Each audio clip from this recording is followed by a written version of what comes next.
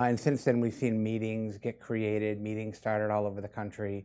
We're at like 260 meetings now in 20-something states, 10 or 11 countries.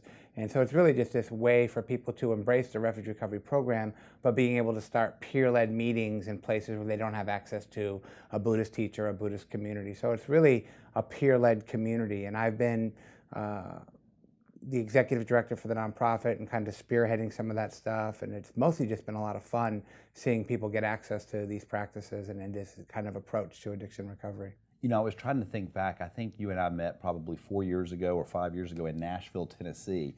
And when you mentioned about the growth of Refuge Recovery, it really is a platform where people all over the world can identify, get in touch, and start leading the Refuge program.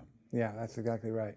Yeah, because it's peer-led, it's not a top-down type of situation, and that we find that oftentimes people who are in long-term recovery, who have been going to different types of meetings, 12-step meetings for years, are starting meetings. So we have this great combination of people who've been in recovery for a long, long time, embracing Refuge Recovery and either adding it or doing it as an alternative, which also opens the doors for people who are brand new, who are coming in off the streets, who are coming in out of treatment.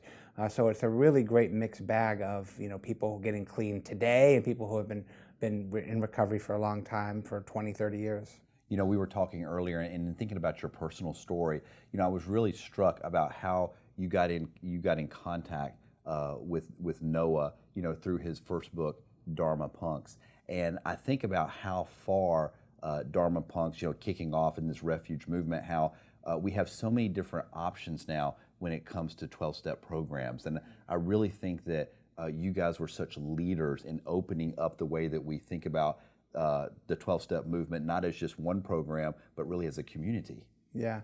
Well, Refuge is not symptom-based. So Refuge Recovery is not about drinking or alcohol or sex or gambling.